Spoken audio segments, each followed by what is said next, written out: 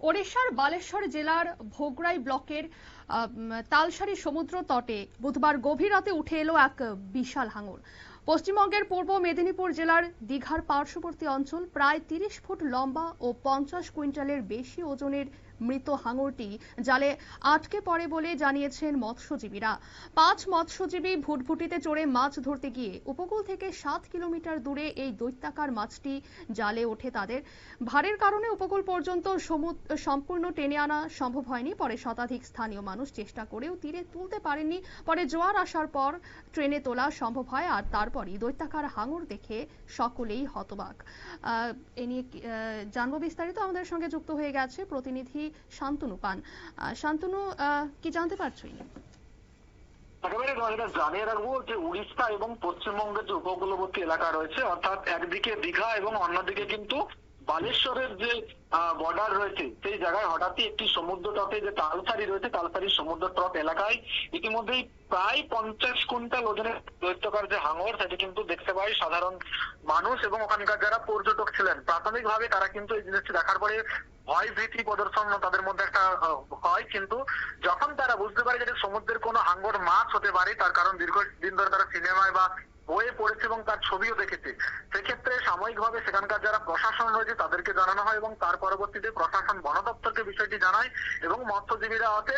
এবং সেখান থেকে প্রথমে তাদেরকে উদ্ধার করা সম্ভব হচ্ছিল না, কারণ ওজন এতটাই বেশি ছিল, সাধারণ মানুষের ক্ষেত্রে কিন্তু তাকে জল থেকে তুলে আড়ায় আনা অনেকটাই অসম্ভবপর ছিল। সেই তারপরে কিন্তু বন দপ্তরের আধিকারিকরা পৌঁছান এবং ক্রেন নিয়ে আসা হয়, সেখান থেকে হাঙরটিকে তুলে নিয়ে আসা হয়। কিন্তু প্রাথমিকভাবে যেটা মনে করা হচ্ছে যে সমুদ্র তটে যে জলের গভীরতা, সেখান থেকে যে সামনের দিকে চলে আসার কারণ হচ্ছে শীতের মুহূর্তের জন্য তারা কিন্তু রোদের একটা চরে, বালির যে চর, সেখানে কিন্তু দীর্ঘ সময় আসে।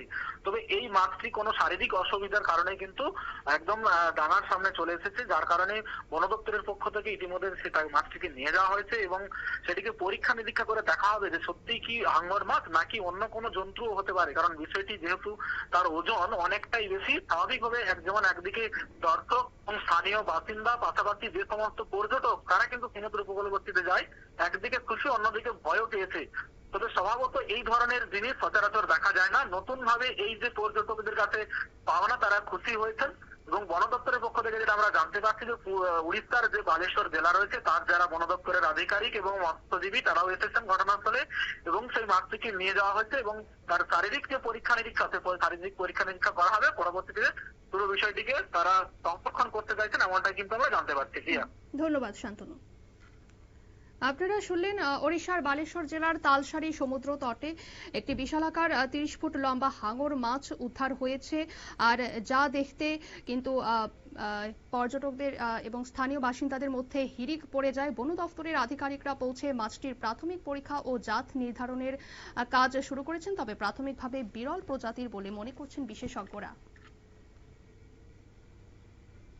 সংবাদ এখনকার মতো এই পর্যন্তই। পরবর্তী আপডেট দেখার জন্য অবশ্যই নজর রাখুন নিউজ ভ্যানগার্ডের পর্দায়। নমস্কার।